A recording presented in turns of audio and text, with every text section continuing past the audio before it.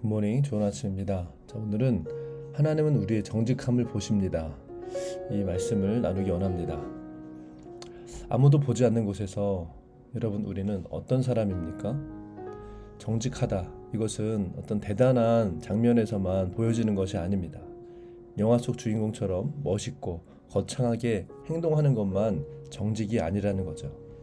어떤 계산원이 실수로 더 준 돈을 돌려주거나 늦은 이유를 가족에게 핑계대지 않고 솔직하게 말하는 것처럼 일상 가운데 아주 작고 사소한 순간들이 모두 정직입니다.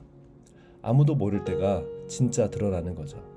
하나님은 이걸 다 아시고 다 보시는 분이라는 겁니다. 내가 거짓말을 하거나 슬쩍 이득을 챙겨도 주변에서 아무도 눈치채지 못할 그런 상황이 있습니다.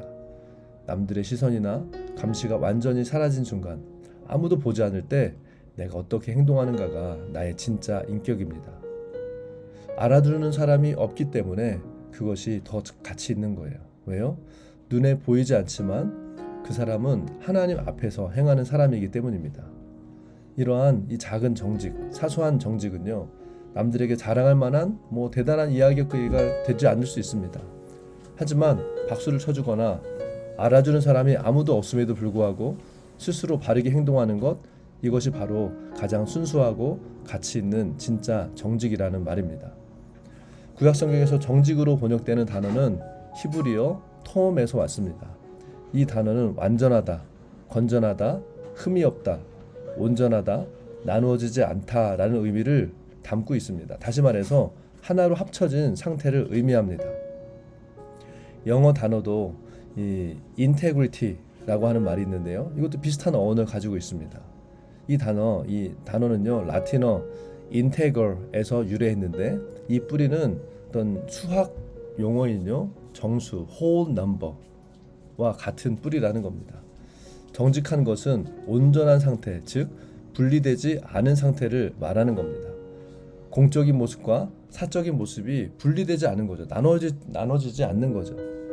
따라서 정직한 사람이란 흠 없는 그런 기록을 가진 사람이 아닙니다. 언제나 동일한 사람, 대단한 사람 앞에나 작은 공간에서 또 무명의 사람들과 있을 때나 동일한 사람이라는 거죠. 큰 집회나 강단 위에 있을 때, 또 혼자 집에 있을 때, 이때 모두 동일한 사람입니다. 그는 이 사람에게 이렇게 말하고 저 사람에게 저렇게 말하고 다르게 말하지 않습니다. 항상 동일한 사람이에요. 그는 교회에서의 모습이나 집에서의 모습이나 친구들하고 같이 있을 때 모습이나 동일한 사람입니다. 잠언 10장 9절은 말씀합니다. 바른 길로 행하는 자는 걸음이 평안하려니와 굽은 길로 행하는 자는 드러나리라. 이 말씀은요, 안전하게 걷는 것을 의미합니다. 자신이 한 말을 앞뒤에 맞추려고 막 조마조마하면서 뒤를 돌아보지 않아도 된다는 말이죠. 자기의 거짓말을 감추기 위해서 또 다른 어떤 이 잘못된 또 거짓을 말하거나 행동하지 않아도 된다는 거죠.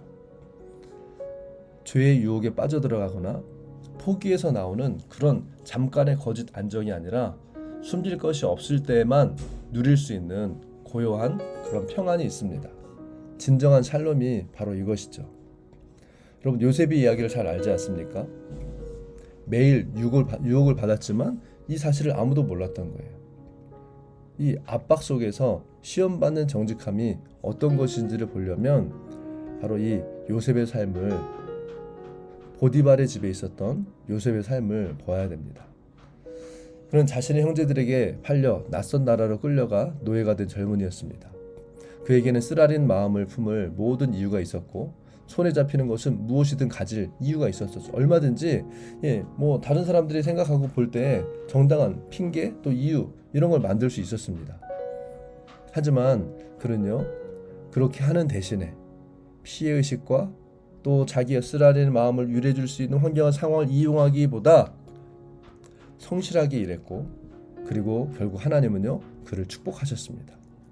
그리고 얼마 지나지 않아 그는 보디발의 온 집을 관리하게 되었죠. 그때 보디발의 아내가 그를 주목했고, 그녀는 단 한 번만 유혹한 것이 아니었습니다. 성경에 보면요, 날마다 이 보디발의 아내가 요셉을 쫓아다녔다고 기록합니다. 요셉한테는 모든 상황이 불리해진 거죠. 고향에서 멀리 떨어져 있었고 믿음을 나누는 사람도 없었고 책임질 사람도 지켜보는 사람도 없었고 집도 비어 있었어요. 그는 얼마든지 죄를 짓고 집에 돌아가는 길에 완벽하게 그럴듯한 변명을 만들 수도 있었습니다.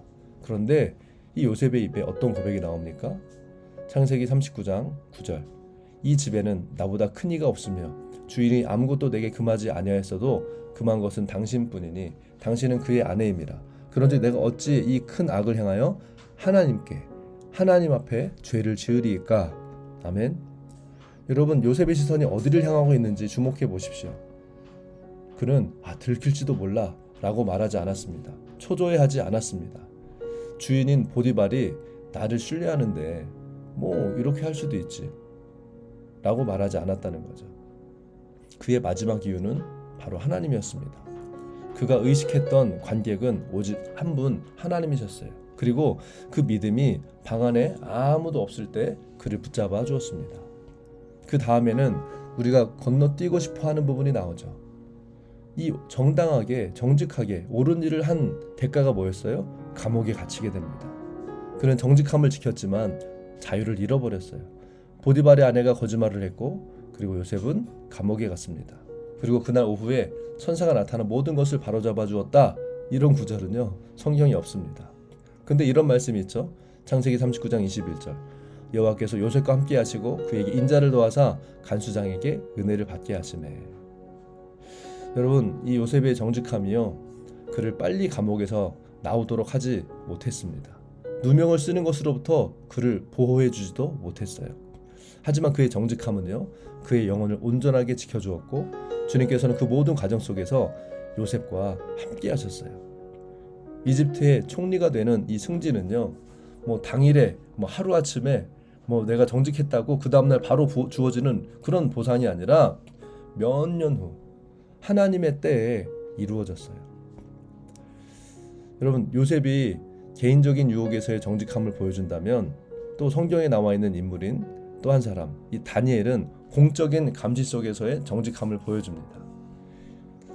여러분, 다니엘이 높은 위치에 올라가 있을 때 그 시기심에 찬 다른 이 관리들이 이 다니엘을 제거하고 싶었을 때 다니엘의 허물을 찾는데요. 다니엘에게서 아무런 이 허물을 찾을 수가 없는 거예요. 다니엘 6장 4절. 이에 총리들과 고관들이 국사에 대하여 다니엘을 고발할 증거를 찾고자 했으나 아무 근거 아무 허물도 찾지 못하였으니 이는 그가 충성되어 아무 그릇됨도 없고 아무 허물도 없음이었더라. 여러분, 이 말씀을요 한번 잘 생각해 봅시다. 그의 적들이 그의 삶을 샅샅이 뒤졌지만 공격할 비밀을 단 하나도 찾지 못했다는 거예요. 그들이 찾아낸 유일한 공격 포인트는 뭐예요? 그의 기도 생활이었어요. 그래서 다니엘 6장 5절에 보니까 그들이 이르되 이 다니엘은 그 하나님의 율법에서 근거를 찾지 못하면 그를 고발할 수 없으리이다. 아멘. 그들이 다니엘에게 씌울 수 있었던 이 죄목의 유일한 것은요 그가 기도를 너무 많이 한다는 거였어요. 그리고 요셉처럼 그의 정직함은요 그를 의롭게 하기 전에 먼저 대가를 치르게 했습니다. 결국에 다니엘은요 계속 기도했고 그 기도하고 또 기도했을 때 그 결과 뭐예요? 사자굴에 던져졌습니다. 여러분, 우리가 이런 사실들을 어떻게 받아들여야 될까요?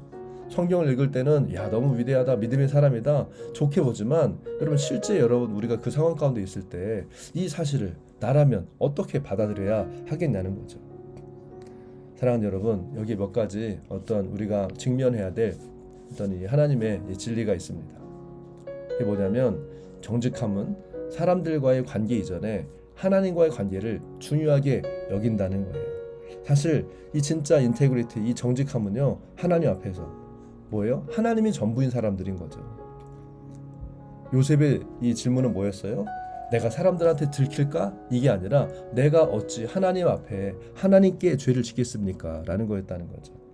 그는 정말 하나님 앞에 살았어요. 여러분, 이게 진짜 삶이라는 겁니다. 우리는 지금 크고 작은 일에 어떤 사람들 앞에서 살고 있나요? 아니면 하나님 앞에 서고 있습니까? 우리는 정말 정직합니까? 그래서 억울한 거예요? 아니면 죄가 나 자신에 대한 부끄러움이 드러나서 억울한 거예요? 여러분, 여기에서 우리는 바로 이 정직이라는 단어의 핵심을 알 수 있어야 됩니다. 정직함은요 보상보다 대가를 먼저 치르게 하는 경우가 많습니다. 정직하면 반드시 빠른 성공이 보장되는 게 아니에요. 나는 정직하게 했는데, 나는 이렇게 바르게 했는데 왜 상황이 이렇게, 여러분 그런 게 아니라는 거예요. 근데 하나님은요, 그 정직을 우리에게서 먼저 확인하시고 테스트하신다는 겁니다. 이게 성경의 이야기이고 영적인 원리예요. 요셉은 감옥에 갔고 다니엘은 사자굴에 던져졌어요. 보상은 있었죠. 하지만 그건요, 당장이 아니라 나중에 온 거였습니다. 그리고 이 보상은요, 선한 행동을 하면 오늘, 내일, 이번 주까지 보상을 받는 그런 시스템이 아니라 하나님의 신실함을 통해서 우리에게 이 보상이 주어지는 거예요. 언제? 나의 때가 아니라 바로 카이로스의 타임, 하나님의 때예요. 그리고 우리의 작은 선택들이 바로 이 정직함을 훈련하는 훈련의 장이 된다는 겁니다. 삶이 다 드러나죠. 작은 부분, 숨겨진 부분에서 우리의 정직함이 다 드러납니다. 그리고 정직은 결국 중요한 시기에요. 그 정직함이요, 다 나타나게 돼 있어요. 그래서 우리는 삶의 작은 일상에서부터 정직을 훈련해야 되고, 하나님 앞에서 사는 법을 인식하는 것을요, 계속 훈련하고 만들어 가야 하는 것입니다. 그래야 갑작스러운 우리 앞에 있는 이 테스트를요, 통과할 수 있는 겁니다. 여러분, 어느 날 갑자기 우리가 정직해지는 것이 아니에요. 그런 일은 결코 있을 수가 없습니다. 그래서 우리는 하나님 앞에서 작은 일을 가지고 정직하게 사는 법을요, 연습해야 하는 것입니다. 정직하게 우리의 삶을 살아가는, 정직 위에 걸어가는 삶은요, 정말 가치 있는 삶입니다. 우리가 주님 앞에서 사는 이 정직의 연습의 삶은 헛된 수고를 하는 것이 아니에요. 다른 사람들 왜 이렇게 바보처럼 유두리 없이 너만 그렇게 옳으냐, 이런 얘기를 우리가 들을 수 있습니다. 그러나 하나님 앞에서의 정직함은요, 헛된 수고를 하는 것이 아니라는 것이에요. 요셉의 가장 힘든 시절 동안 반복해서 나타났던 구절은 뭐예요? 주님이 그와 함께 하셨다는 거죠. 주님은요, 보이지 않는, 사람들이 보지 않는, 아무도 생각하고 관심도 가지고 보지 않는 그런 선택의 그런 순간에도요, 우리와 함께 하신다는 겁니다. 주님께서 우리의 유일한 관객이시고 또한 우리의 동반자가 되신다는 거예요. 여러분, 이것을 믿으십니까? 인정하십니까? 그렇다면 이것을 기억하셔야 돼요. 정직함은 화려하지 않습니다. 즉각적인 보상을 받지 못할 때도 참 많습니다. 하지만 정직함은 우리에게 평강을 줘요. 깊은 잠을 줄 수 있어요. 그리고 우리를 주님과 동행하는 안전한 길로 걷게 할 수 있습니다. 그리고 마침내 모든 숨겨진 것이 빛 가운데 드러나는 그날, 어둠 속에서도 이 자신의 온전함을 하나님 앞에 지켰던 사람들은요, 자기가 한 선택에 대해서 정말 크게 기뻐하는 날이 오게 될 것입니다. 여러분, 하나님은 아무나 쓰시는 것이 아니에요. 하나님은 정직한 자를 찾고 계십니다. 그리고 그 정직함은 하나님 앞에 반드시 테스트를 받게 될 것입니다. 모든 것을 다 잃어버리고 홀로 감옥 안에 있는다 해도 하나님 앞에 사는 사람은 그의 태도와 자세가 다를 거예요. 이것이 인정받은 사람은요, 하나님이 늘 그와 함께 하시고 그의 삶을 지지해 주신다는 겁니다. 돌이켜 정직한 사람으로 다시 하나님 앞에 서는 분들이 되시기를 축복합니다.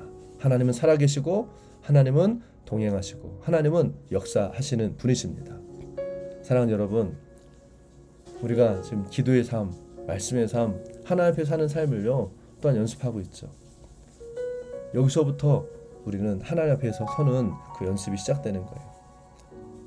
그냥 도덕적으로, 어떤 윤리적으로 정직하게 살라는 것이 아니에요.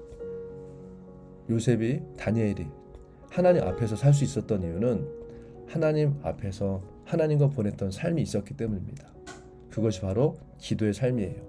하나님의 음성을 듣는, 하나님의 말씀 앞에 거하는 삶이었어요. 여기에서 우리가 하나님 앞에서 서는 삶이 시작되는 것입니다.